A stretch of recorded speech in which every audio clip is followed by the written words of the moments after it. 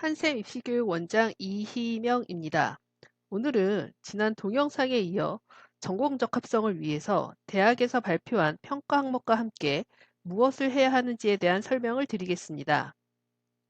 평가 항목이 추상적으로 되어 있어서 학생들이 읽어도 무엇을 어떻게 해야 하는지 잘 모르는 경우들이 많습니다. 이 동영상이 도움이 되었으면 합니다. 전공 적합성의 평가 항목은 크게 세 가지입니다. 전공 관련 교과목 이수 및 성취도, 전공에 대한 이해와 관심, 전공 관련 활동과 경험입니다.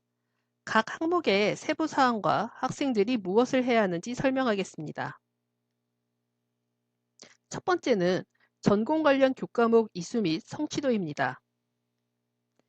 지원 전공과 관련된 과목을 어느 정도 이수하였는가?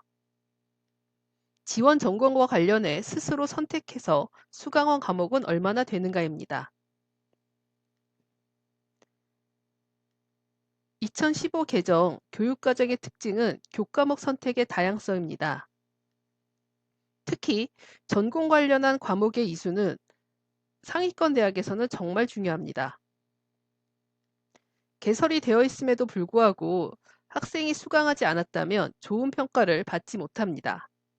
예를 들어 화공과 지망 학생이 물리를 안 들었다거나 경영계열 지원 학생이 경제 과목을 안 들은 경우에는 합격 가능성이 낮습니다. 전공 관련 과목 이수가 중요한 것을 입증해 주는 사례가 대학에서 발표한 입시 결과 중에 어문 계열 내신 컷이 낮은 것을 통해 알 수 있습니다. 어문 계열은 내신이 일반고보다 낮은 외고 학생들이 많이 지원합니다. 외고 학생들은 어문 계열 수업이 많기 때문에 관련 학과 진학 시 유리합니다. 일반고 학생 중에 어문 계열에 지원하는 학생이 있다면 전공 관련 수업이 많은 외고 학생들과의 경쟁도 고민해야 합니다. 학생이 전공에 있어서 필요한 과목이 학교에 개설이 안 되었다면 교육청에서 주관하는 공동교육과정을 활용해서 주도성을 어필할 수 있습니다. 신청 시기와 과목들에 대해서 학교 선생님께 문의하거나 교육청 홈페이지를 꼭 찾아보고 신청하시기 바랍니다. 이 수업 또한 학생부에 기재되는 과목이기 때문에 성적도 중요하다는 것을 명심하시기 바랍니다. 모든 선택 과목 세특에 전공에 그 과목이 왜 필요한지가 짧게라도 기재되도록 해야 합니다. 예를 들어 경제를 공부하는 학생이 중국어를 선택한 이유에 대해 우리나라의 무역 대상국이 중국임을 감안해 선택하였다라고 하면 자기 주도성을 어필할 수 있습니다. 다음 평가 항목은 지원 전공과 관련된 교과 성적이 우수한가입니다. 앞 동영상에서도 말씀드렸듯이 등급뿐 아니라 이수 단위, 수강자 수, 원점수, 평균, 표준 편차도 반영됩니다. 특히 이 중에서 원점수가 좋아야 세특 내용도 인정받을 수 있습니다. 과목을 선택한 이유가 세특에 기재가 되었는데 원점수가 좋지 않으면 자기 주도성을 인정받기 힘듭니다. 또한 A, B, C로 평가되는 진로 과목도 원점수에 신경 써야 합니다. 교과 전형에서는 A, B, C의 절대 등급으로 반영이 되지만 학생부 종합 전형에서는 원점수와 평균을 활용할 수 있습니다. 그래서 전공 관련 교과의 내신은 반복의 방법, 예를 들어 본인이 이해한 내용에 대해 3일 혹은 5일 등의 주기로 백지에 써보는 등의 반복의 방법과 주기를 고민해야 합니다. 학생 여러분은 이해하는 것과 아는 것을 혼동하지 마시기 바랍니다. 며칠이 지나도 백지에 개념과 문제풀이를 쓸 수 있어야 아는 것이고 그래야 시험에서 틀리지 않습니다. 두 번째 평가 항목은 전공에 대한 이해와 관심입니다. 세부 평가 항목은 지원 전공에 대한 흥미와 관심을 가지고 있는가입니다. 건국대의 경우 3등급이어도 전공 관련 발표가 많으면 1단계를 통과할 수 있습니다. 숭실대나 광운대나 국민대 등에서도 2에서 3등급 초반까지도 전공 관련 발표가 많으면 최종까지 합격하는 경우들이 꽤 있습니다. 많은 학생들이 전공 관련해서 동아리와 진로 활동에는 있으나 세특에는 별로 없습니다. 그러므로 모든 과목 세특에 전공 관련 발표하는 것이 좋습니다.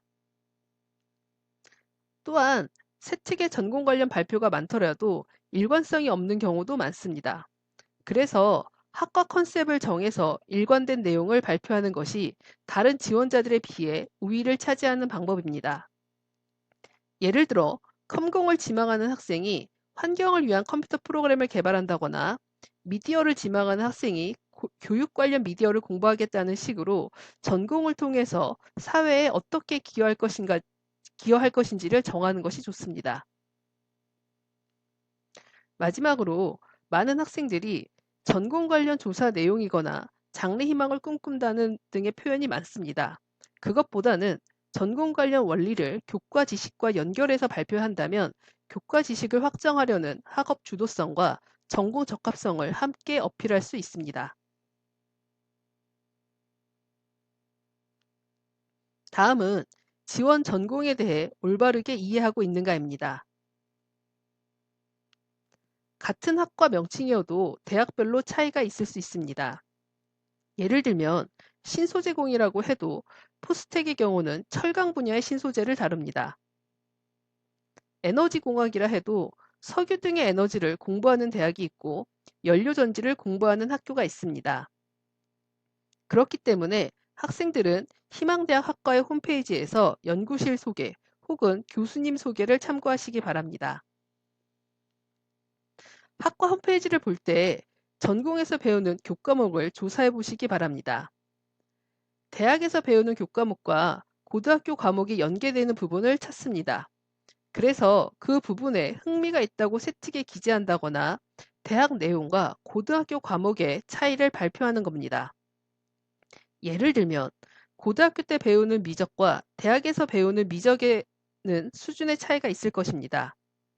고등학교 미적은 이런 내용이지만 대학에서 배우는 미적은 어떤 부분까지 배운다는 식으로 현재 배우는 내용과 대학에서 배우는 내용의 차이를 발표한 내용이 과목별로 있다면 학업의 주도성을 어필할 수 있습니다. 대학 과목을 공부하라는 것이 아니고 고등학교 내용과 차이 정도만 조사해서 발표하도록 합니다. 다음 평가 항목은 자신의 경험과 지원 전공의 연관성을 설명할 수 있는가입니다. 사례를 들어 설명하겠습니다.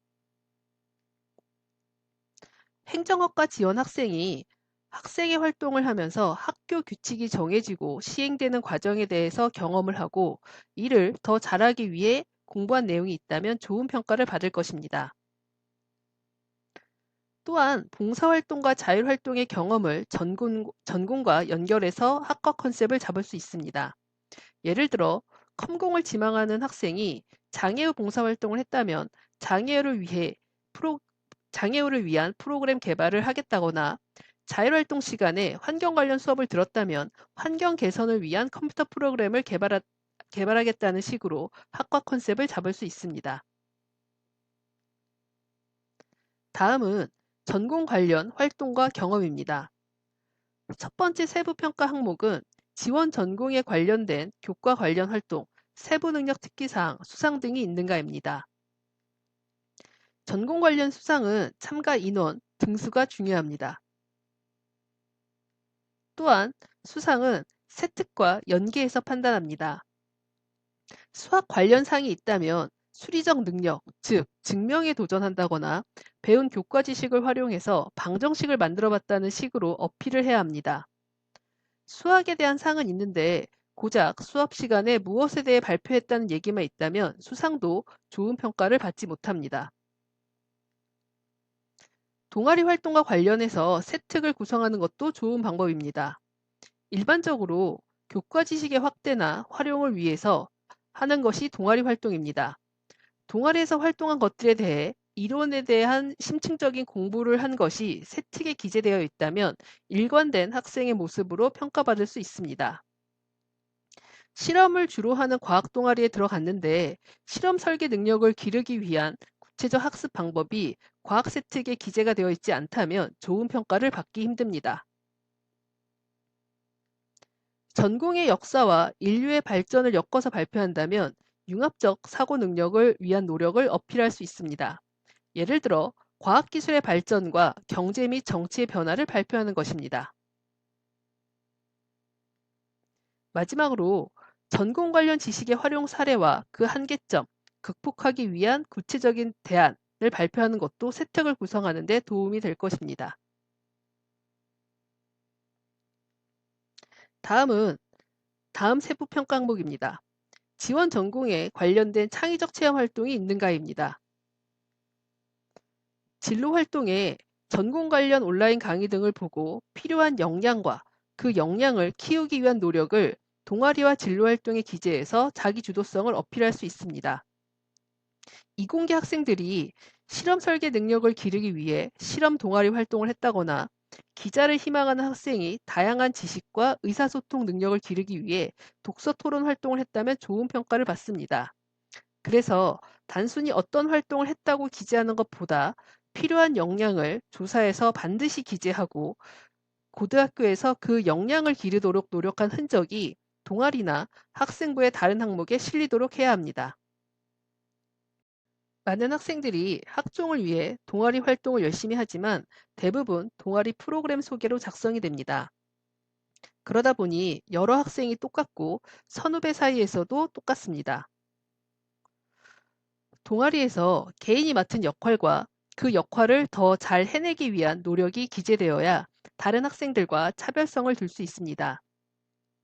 예를 들면 원리를 설명하는 역할을 맡아서 자료 조사를 해서 공부를 한 후에 설명하였다고 기재하는 것이 좋습니다.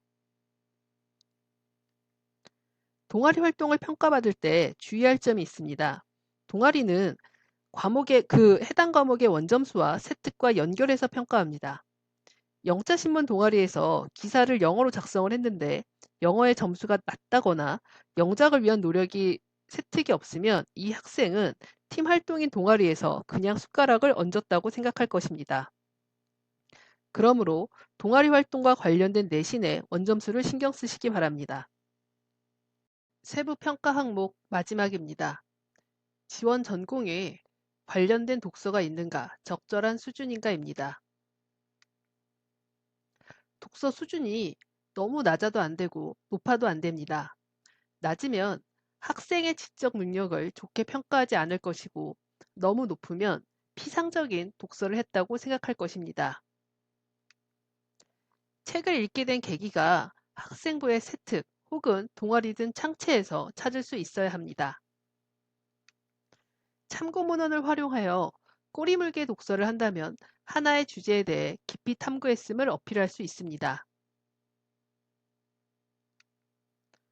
총 2개의 동영상을 통해 전공 적합성의 중요성과 학생들이 이를 위해 무엇을 해야 할지 설명하였습니다. 이 동영상을 보시는 학생들에게 도움이 되었으면 합니다. 이상 프리미엄 컨설팅 한샘 입시교육 원장 이희명이었습니다.